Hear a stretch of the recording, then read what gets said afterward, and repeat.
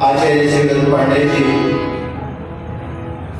सुदूर भारत की ख्याति प्राप्त वैदिक विद्वान आर्य वैष्णवदेशक पंडित प्रताप वैदिक जी गोरखपुर से हमारे मध्य पहुंचे। बड़े ही कर्मनिष्ठ और विद्वान मंच का संचालन कर रहे आदरणीय डॉक्टर मणिकर्णाचार्य जी, ब्रह्मचारी बंधु, आदरणीय रणजीत सराफ जी, रामकृष्ण पट्टू जी, सभागार में उपस्थित सभी नमस्कार बंधु, वंदनीय पूजनीय मातृ शक्ति। बहुत सुंदर कार्यक्रम आपके बीच में चल रहा है। कल से आदरणीय बाबू सर्वपाल सराफ और माता कृष्णा देवी जी की पुण्य स्मृति में कार्यक्रम आयोजन हो रहा है।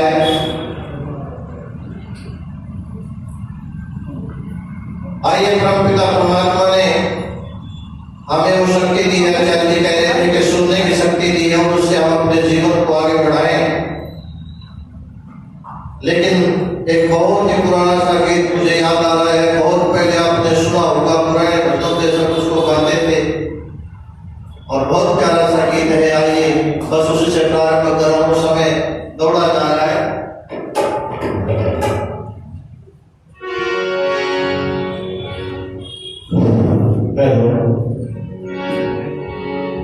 प्रभु को न याद किया, जीवन बर्बाद किया। मेरे बंदे क्या किया तूने, ये क्या किया। उस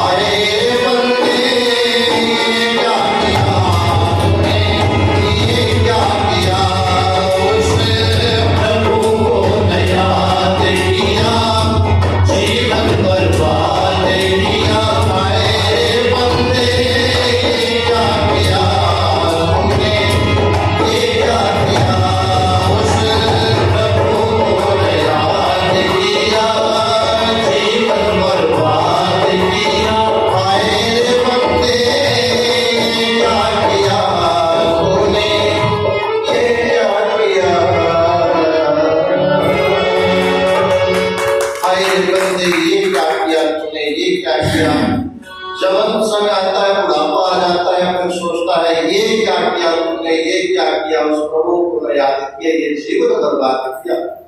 हमारे पास मौका है और ये मौका आदरणीय रणजीत शराब जी, रामकृष्ण पट्टू जी हमें दिला रहे हैं, इसका हमें फायदा उठाना चाहिए।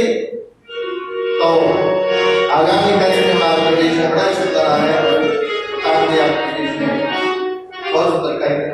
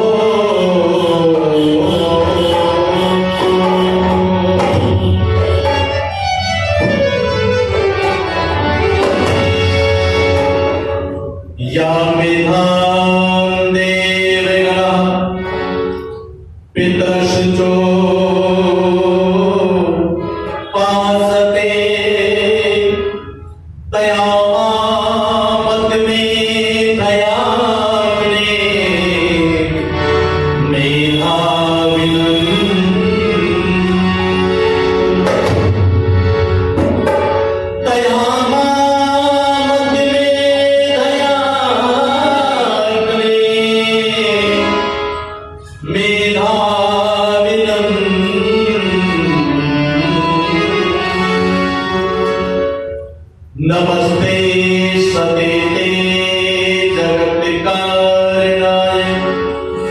नमस्ते चिते सर्वलोकाश्रयाय, नमो तत्त्वाय मुक्तिप्रदाय, नमो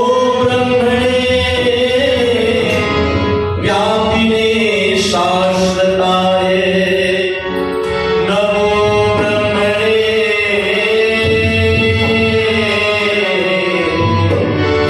व्यापिने शाश्वताय। के भाई निर्धने कहे धनवान सुखी, के निर्धने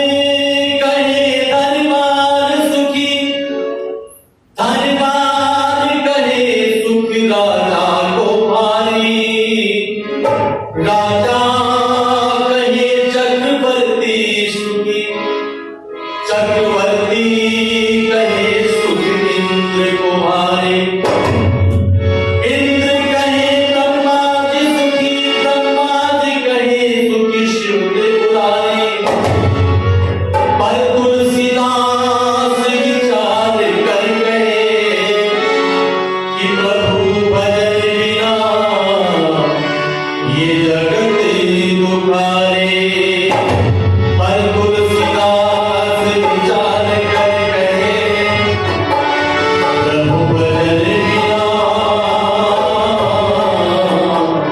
ये जगत दुखारे।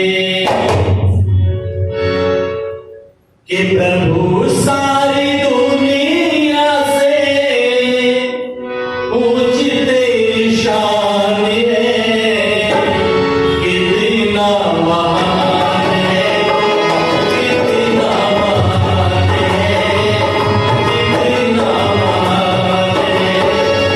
प्रभु सारी दुनिया से ऊंची शान है, कितना महान है,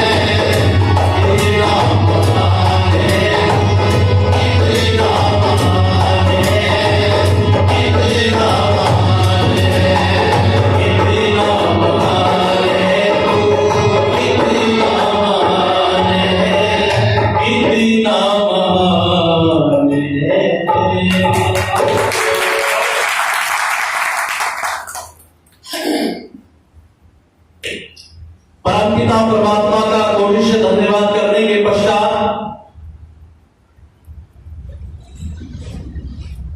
9-10 दिवसीय इस वास्तविक श्री कृष्ण कथा में पधारे हुए मुख्य वक्ता आर्य जगत के बहुत ही महान विभूति श्रद्धेय आचार्य श्रीदत्त पांडे जी, उनके साथ आए हुए समस्त ब्रह्मचारीगण, बहुत ही कुशल संचालन कर रहे गोरखपुर से हमारे बीच आए हुए डॉक्टर श्री विनय प्राणाचार्य जी, उनके समस्त पारिवारिक जन और जिनकी पुण्यतिथि पर जो इस कार्यक्रम के प्रेरणा स्रोत हुई है, स्वर्गीय श्रवण कुमार सर्राफ जी, पूजनीय माता स्वर्गीय श्रीमती कृष्णा देवी जी, इस कार्यक्रम के आयोजक संयोजक श्री रंजीत सर्राफ जी, श्री रामकृष्ण पट्टू जी, उनके समस्त पारिवारिक जन, रात्रिकालीन सत्संग में उपस्थित सभी धर्मिष्ठ बंधुओं, वंदनीय पूजनीय मातृशक्ति, राष्ट्र की मुस्कान प्यारे प्यारे बच्चों और मेरा बहुत ही तल्लीनता के साथ सहयोग कर रहे भाई सुखदेव भाई, प्यारे सज्जनों एवं माताओं, वास्तविक श्री कृष्ण कथा के बारे में कुछ भाग आपने आचार्य जी से रात भी सुना था और आगे भी सुनेंगे। मैं तो कल से श्री कृष्ण के बारे में कहना आरंभ करूंगा, क्योंकि जितना गुण विषय को सरल करके हमारे श्रद्धेय आचार्य जी बोलते हैं, उतना तो हम नहीं बोल सकते, क्योंकि हम तो भजनों दे सकते हैं। भजनों के द्वारा अपनी बात को आपके बीच कल से कहेंगे, लेकिन आइए मनुष्य के लिए सुख प्राप्ति का सबसे बड़ा साधन, उसके बारे में आपको बताना चाहता हूं। रामकृष्ण परमहंस ने एक बार अपने सभी शिष्यों से पूछा और कहा कि हम आपसे एक बात जानना चाहते हैं, मनुष्य के जीवन का उद्देश्य क्या है? सबने ये बात सुनी, कुछ तो सुनकर के टाल गए, लेकिन गुरुजी टकटकी लगाए देख रहे थे। एक शिष्य उठा, बंकिम चंद्र चटर्जी उठकर के कहने लगा, स्वामी जी महाराज, मैं तो ये समझता हूं कि मनुष्य जीवन का लक्ष्य तो यही होगा, अपने परिवार का कुशलतापूर्वक पालन पोषण करना। उन्होंने कहा नहीं, अपने परिवार का कुशलतापूर्वक पालन पोषण करना अच्छी बात है, लेकिन ये मनुष्य जीवन का उद्देश्य नहीं है, क्योंकि अपने परिवार का, बच्चों का तो पालन पोषण पशु पक्षी भी करते हैं प्रारंभिक अवस्था में। उन्होंने कहा कि गुरुदेव, मनुष्य जीवन का उद्देश्य क्या है? उन्होंने कहा, मनुष्य जीवन का उद्देश्य है धर्म, अर्थ, काम और मोक्ष की प्राप्ति कर लेना, ईश्वर को जान लेना। ईश्वर क्या चीज है, कैसा है परमपिता परमात्मा, और उसे जान करके अपने जीवन को सफल बनाना मनुष्य जीवन का उद्देश्य है। आइए थोड़ी सी चर्चा करें। हम परमात्मा के बारे में चर्चा करते हैं, आपने भी विभिन्न मतांतरों के लोगों को चर्चा करते हुए देखा होगा। कुछ तो लोग गुरु में फंसे हुए अपने आप को भी परमात्मा कहलवाने में लग गए। परमात्मा की चर्चा तो करते हैं, लेकिन परमात्मा चाहता अपने आप को शामिल करना चाहता। अच्छा, एक बात जानना चाहूंगा सभी आर्य शब्दों से, माता बहनों से, परमपिता परमात्मा एक है व अनेक? तो फिर ये जितने गुरु लोग हैं बड़े बड़े, जिन्होंने बड़े बड़े अपने आश्रम बना रखे हैं, इनके सभी शिष्य क्यों कहते हैं कि हमारे गुरु जी तो परमपिता परमात्मा? और हद हो गई। पिछले वर्ष 2020 में दिल्ली से एक शिष्या ने गलत की बात कही। उसने कहा कि हमारे गुरु जी को इतने पहुंचे हुए हैं कि परमपिता परमात्मा भी उनकी शरण में आने के लिए तरसते। क्या बुद्धि का दिवालिया नहीं निकल गया? परमपिता परमात्मा जो सारे संसार का पालन करता है, पोषण करता है, रचना करता है, वह उस गुरु की शरण में आने के लिए तरसेगा क्या?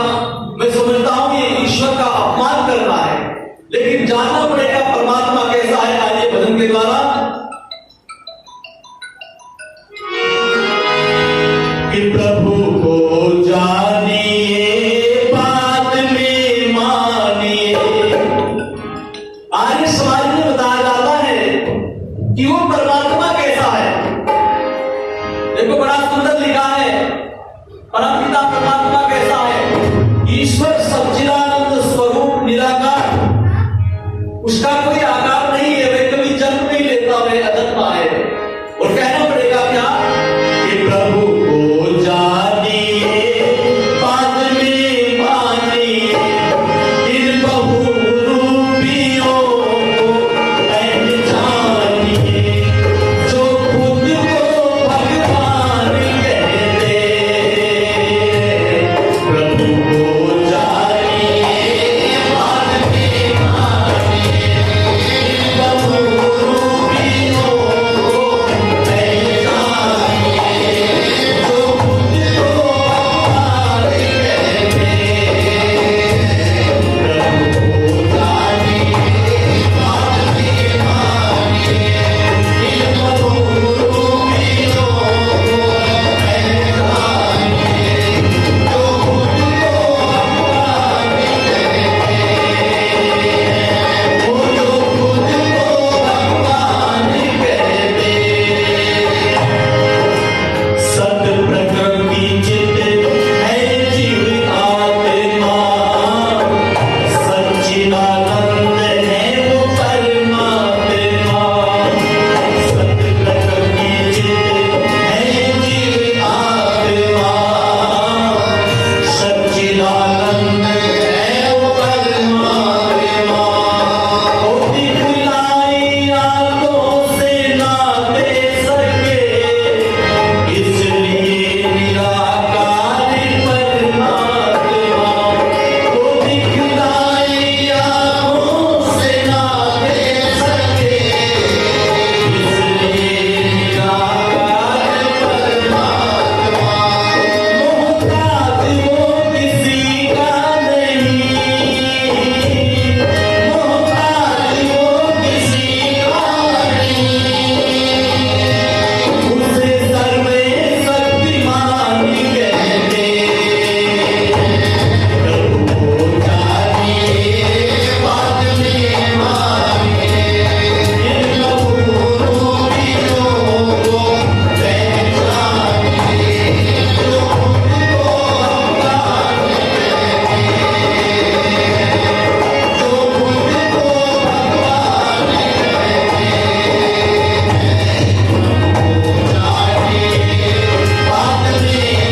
मानिए, इन बहुरूपियों को पहचानिए,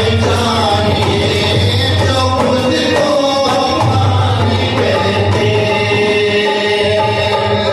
एक शब्द आता है जिसे कहते हैं सर्वशक्तिमान। अच्छा, सर्वशक्तिमान किसे कहते हैं? कहीं कहीं तो लोग हमसे ये कह देते हैं कि दाता प्रताप जी सर्वशक्तिमान तो सब कुछ कर सकता है। हमने कहा सर्वशक्तिमान सब कुछ नहीं कर सकता। आप कहेंगे ये क्या छोटी बात कह दी उद्देश्य साहब ने। परमात्मा जो असंभव चीज है उसे नहीं कर सकता। बोले कैसी? कि परमपिता परमात्मा अपने को मार के दूसरा परमात्मा नहीं बना सकता। शक्तिमान भी कहा क्यों है उसे? शक्तिमान परमात्मा को इसलिए कहते हैं कि परमात्मा सृष्टि का पालन करने के लिए, सृष्टि बचाने के लिए, संहार करने के लिए, जीवों के शुभ अशुभ कर्मों के फल देने के लिए इसमें किसी की सहायता नहीं लेता। वह परमपिता परमात्मा अपनी व्यवस्था से सब कुछ करता है, इसीलिए उसे क्या कहते हैं? उसे सर्वे शक्तिमान कहते हैं। लेकिन ये जितने नकली परमात्मा है, क्या ये सर्वशक्तिमान है? ये तो बीमार भी होते हैं, दूसरे की मातहत भी होते हैं। नहीं, परमात्मा तो जेल में पड़े, तो कहना पड़ेगा क्या?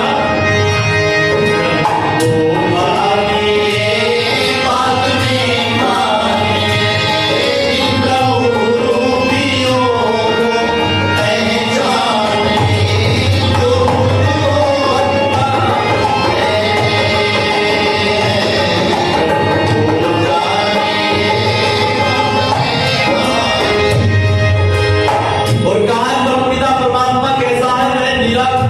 न्यायकारी है। वो कैसा है न्यायकारी, सुनिएगा। कर्मों की सजा देना माफ करे हो, कर्मों की सजा देना माफ करे। न्यायकारी है, इंसाफ करे हो, न्यायकारी है, इंसाफ करे। अरे तेरी स्वतंत्रता मानव को, पुण्य करे चाहे पाप करे। अरे तेरी स्वतंत्रता मानव को, पुण्य करे चाहे पाप करे। दया सब जीवों पे हो करता, दया सब जीवों पे हो करता, उसी को महान कहते।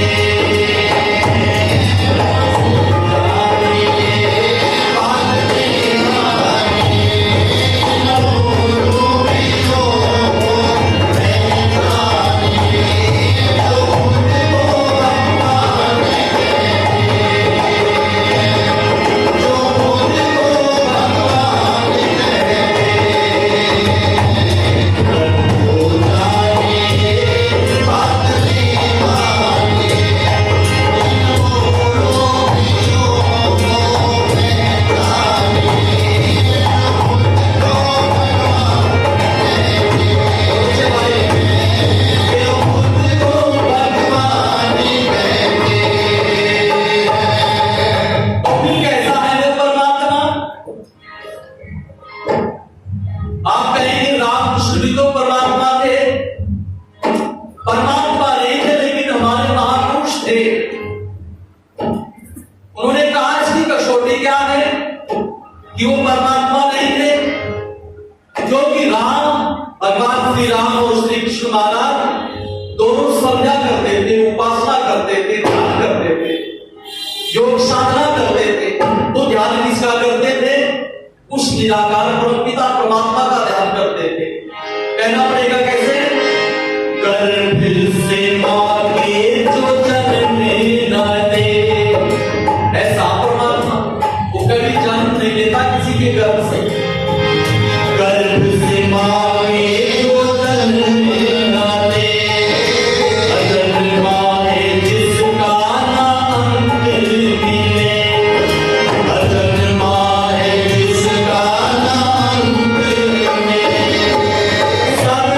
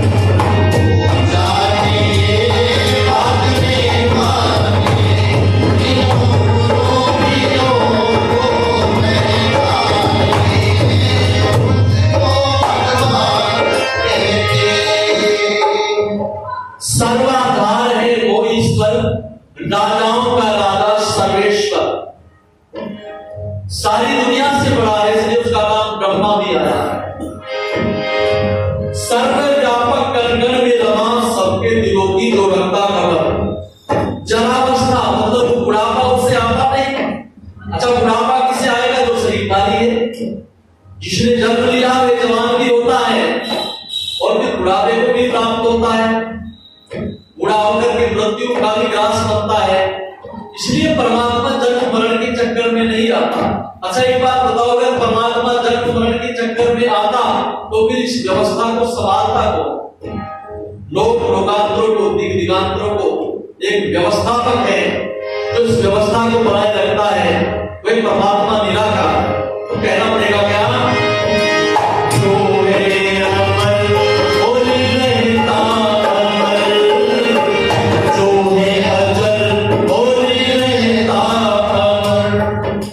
अजर किसे कहते हैं? जो जर्जर नहीं होता। जो है अजर और रहता अमर, हमें किसी का नहीं उसको डर। जो है अजर वही रहता अमर, हमें किसी का नहीं उसको डर। नित्य पवित्र सृष्टि करता है वो, नित्य पवित्र सृष्टि करता है वो, उसकी उपासना ही सुबह शाम कर। अरे नित्य पवित्र सृष्टि करता है वो, उसकी उपासना ही सुबह शाम कर। याद रखो इन्हें हरदम नरेश, याद रखो इन्हें हरदम नरेश, ये प्रभु की पहचान कहते तो भगवान कहते।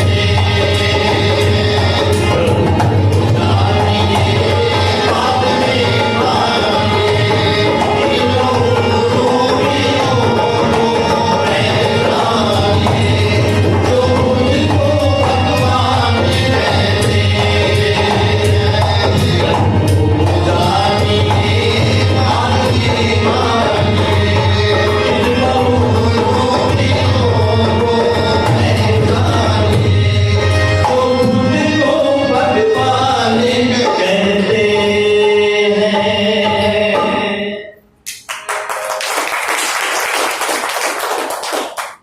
प्रभु को जानिए बाद में मानिए। इसलिए पहले किसी चीज को जानो, उसके पश्चात उसे मानो।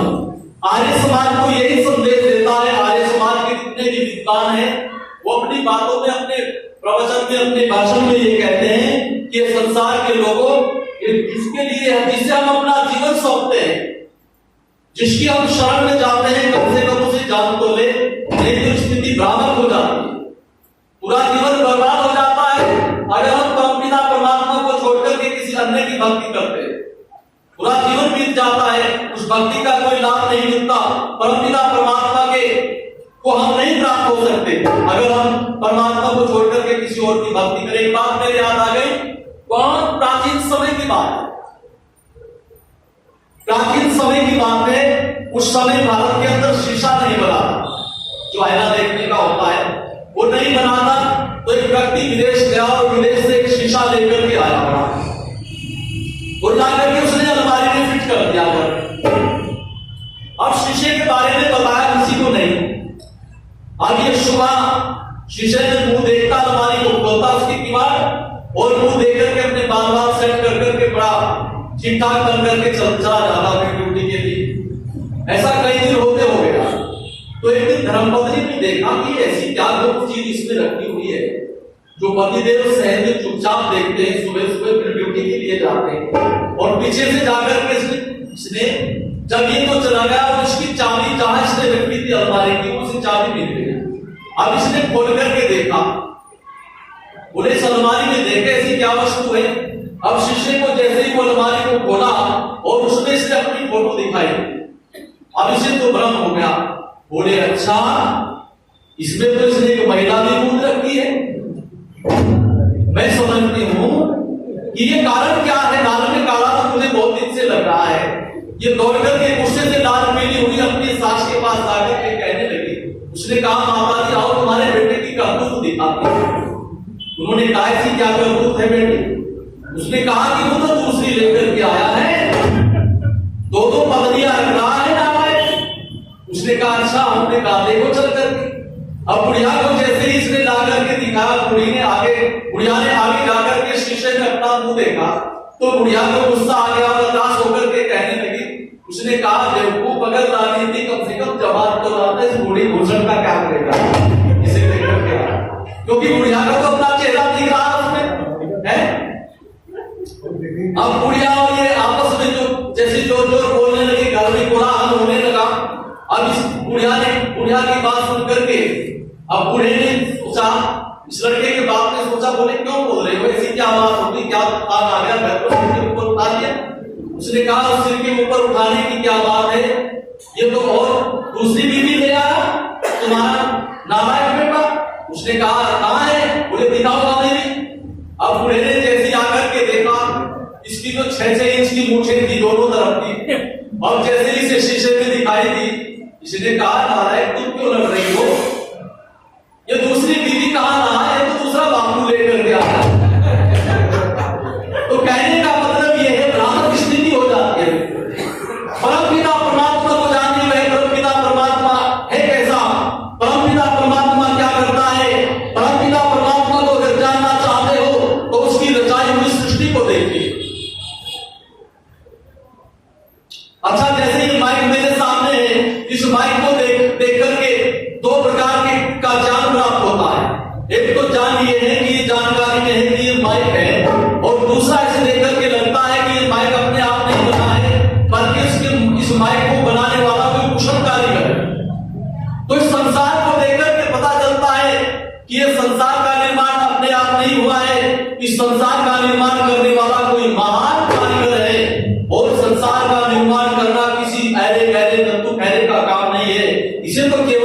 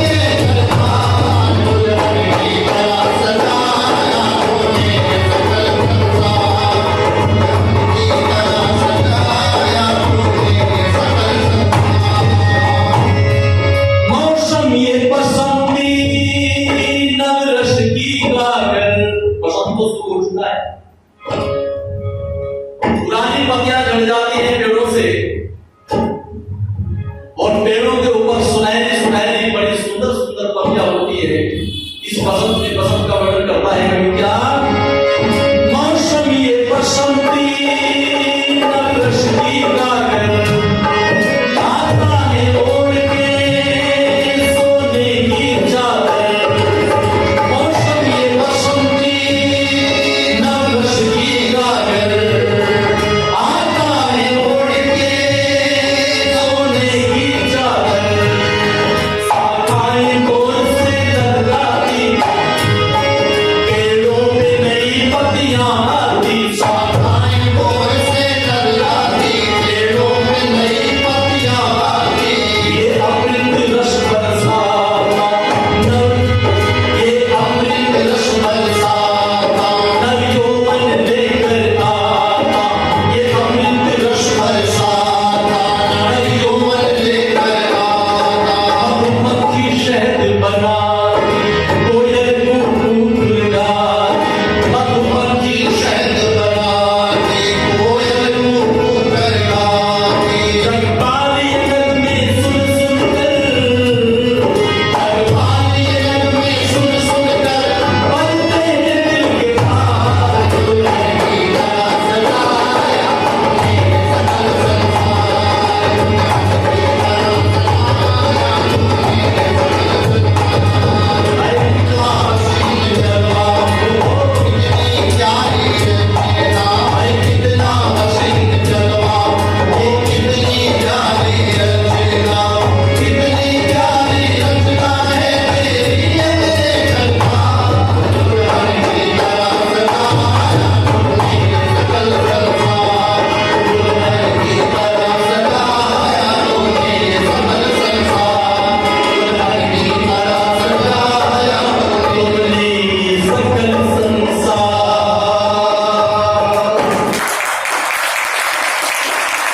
कितना हसीन जलवा, कितनी प्यारी रचना, कितनी प्यारी रचना है तेरी ये मेरे करतार। और दुल्हन की तरह सजाया तुमने ये सकल संसार।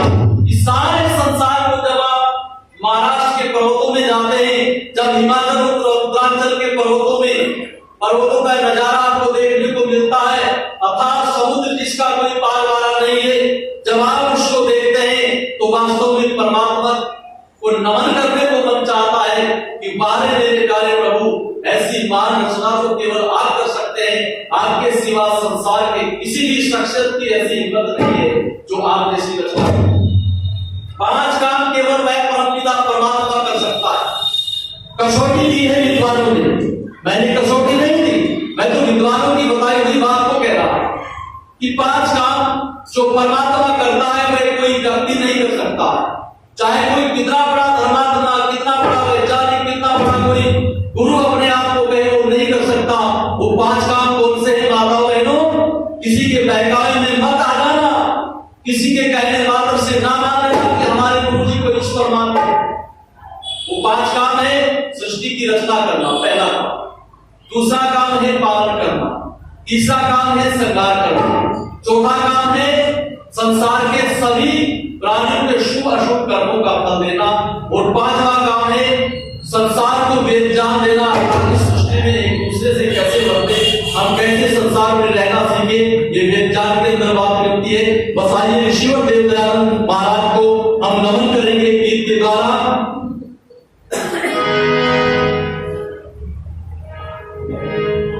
दयानंद ने वेदों का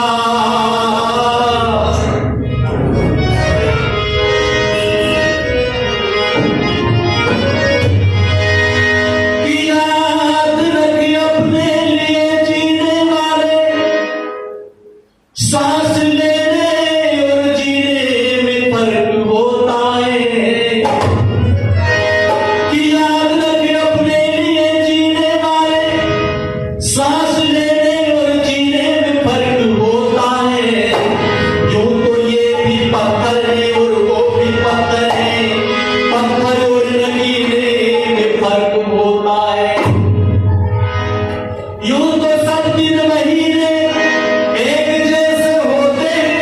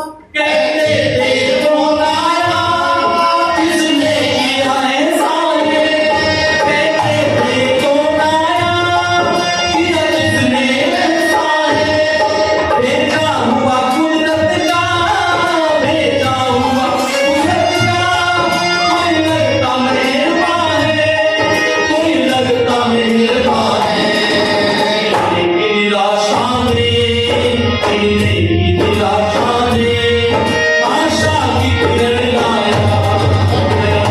मेरे धोखा सूरज चमकाया, मेरे धोखा जब सूरज चमकाया।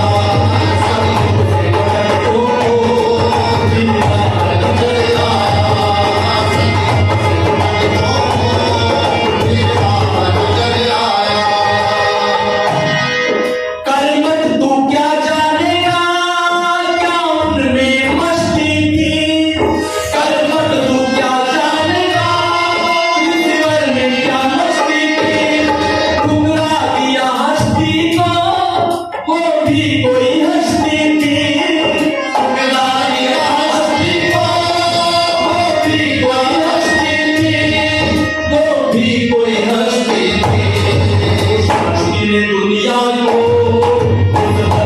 दुनिया को एक बार में दहलाया।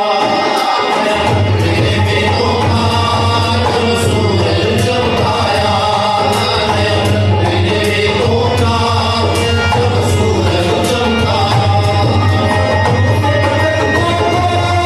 फिर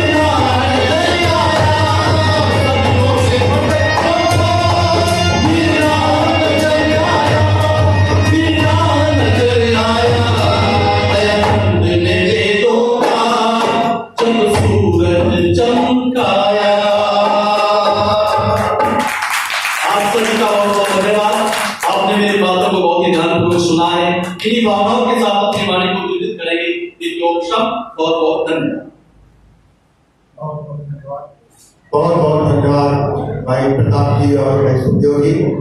आपने अपने सुमधुर भजनों के द्वारा आज द्वितीय दिवस का कार्यक्रम में अपने सुमधुर भजनों से आज धर्म प्रेमी जनता को, आपने धर्म प्रेमी नागरिकों को जो अपना अमृत पान कराया, उसके लिए बहुत बहुत धन्यवाद। इस सभा कक्ष में उपस्थित सभी आर्य बंधु माताओं बहनों का मैं आर्य समाज कवि द्वारा तथा रामकृष्ण पट्टू जी और भाई रणजीत सरदार जी की तरफ से हार्दिक स्वागत और अभिनंदन करता हूँ। आज श्री कृष्ण वास्तविक श्री कृष्ण कथा का द्वितीय सत्र की श्री कृष्ण कथा का द्वितीय दिवस की सायंकालीन वेला का कार्यक्रम संपन्न हो रहा है।